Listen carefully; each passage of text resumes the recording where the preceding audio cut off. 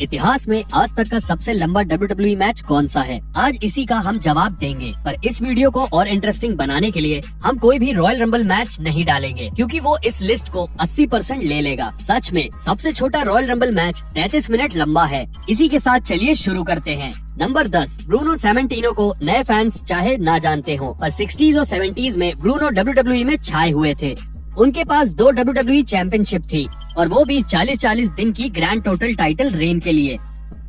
सैमेंटिनो के पास न ही सिर्फ लंबी चैंपियनशिप रेन थी, बल्कि उनके पास लंबे मैचेस भी थे। ब्रूनो के दूसरे WWE चैंपियनशिप रेन के दौरान वो निकोलाई वॉल्कॉफ के साथ लड़े। दोनों की लड़ाई मैडिसन स्क्वायर गार्डन में थी और उनका मैच इतना देर तक के लिए चला कि उनको जबरदस्ती रोकना पड़ा, क्योंकि एरिना बंद हो रहा था। इसकी वजह से सैमेंटिनो और वॉल्कॉफ का मैच ड्रॉ पे खत्म हुआ और पूरे 53 मिनट के लिए चला। 41 साल बाद दोनों के ऊपर आया number 9, dean Ambrose versus Luke Harper.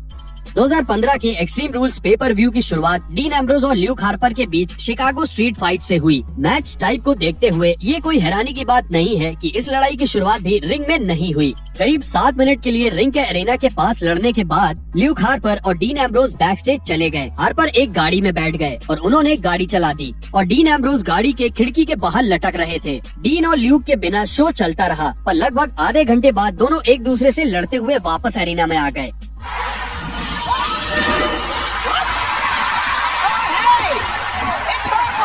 उन्होंने वहीं से शुरू किया जहां उन्होंने छोड़ा था और बहुत ही खतरनाक लड़ाई करी। आखिरकार में ल्यूनेटिक फ्रिंज जीत गए। उनके गाड़ी में जाने की वजह से उनकी ये लड़ाई 55 मिनट और 45 सेकंड लंबी हो गई। अगर डीन एम्ब्रोज और ल्यूक हार्पर मैकडॉनल्ड्स पे रुके होते तो उन्होंने नंबर 8 को भी हरा दिया होता। Number 8, Shawn Michaels versus John Cena. उनके रेसलमेनिया 23 के बहुत ही शानदार मैच इवेंट के 3 हफ्ते बाद जॉन सीना और शॉन माइकल्स फिर से आमने सामने आ गए। उनका रेसलमेनिया मैच 28 मिनट और 22 सेकंड तक चला और उनका रीमैच और भी लंबा चला था। द हार्ट ब्रेक किड और जॉन सीना का एक और बहुत बढ़िया मैच हुआ, जो कि रेसलमेनिया वाले मैच के टक्कर में था, या शायद उससे भी बेहतर। रेसलमेनिया से उलट शॉन माइकल्स 55 मिनट और 49 सेकंड लड़ने के बाद जीत गए।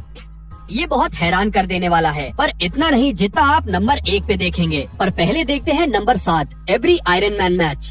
आयरन मैन मैच वो होता है जिसमें खिलाड़ी जितने पॉइंट्स मुमकिन हो उतने लेने की कोशिश करता है। वो अपने ओपोनेंट्स को पिन करके या सबमिट करके पॉइंट्स जीत सकता है। इसमें टाइम लिमिट अलग अलग हो सकती है, पर traditional iron man match 60 minute तक चलता है और हमने ऐसे ही बहुत से 60 मिनट चलने वाले WWE मैचेस देखे हैं, जैसे Kurt Angle versus Brock Lesnar, Chris Benoit versus triple H, John Cena versus Randy Orton और भी बहुत सारे। पर एक ऐसा भी आयरन मैन मैच है जो कि 60 मिनट से ऊपर गया है, और वो है number 6, Shawn Michaels versus Bret Hart. 12वीं रेसलमेनिया में शॉन माइकल्स ने WWE चैंपियन ब्रेट हार्ट के साथ आयरन मैन मैच में लड़ाई करी थी। दोनों ने शारीरिक और तकनीकी ताकत दिखाई, पर समय बीतता गया और दोनों में से किसी को एक भी पॉइंट नहीं मिला। आखिरकार 60 मिनट के बाद उनका मैच ड्रॉ पे खत्म हुआ और स्कोर दोनों खिलाड़ियों के लिए 0 और 0 था। हालांकि ब्रेट इसमें खुश थे, पर WWE प्रेसिडेंट गोरिल्ला मॉनसून ने मैच को फिर से रिस्टार्ट किया, जिसमें उन्होंने सडन डेथ का रूल रखा। HB के आखिर में हिटमैन से बेहतर निकले और उन्होंने स्विच इन म्यूजिक मारकर मैच जीत लिया।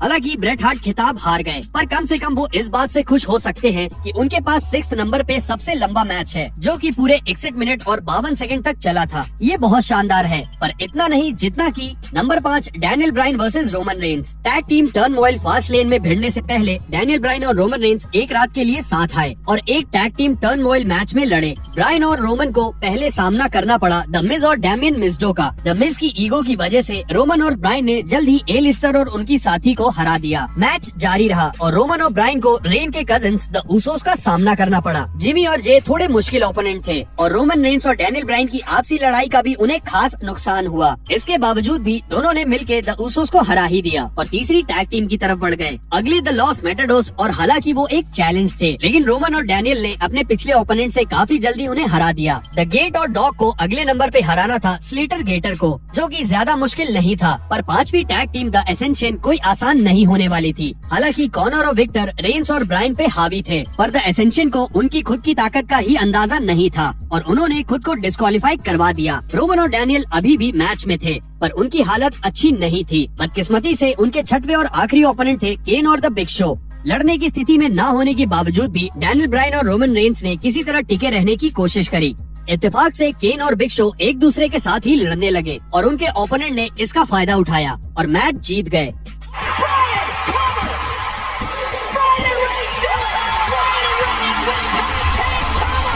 कुल मिलाकर ये tag team turmoil match 65 minute और 15 सेकंड लंबा चला।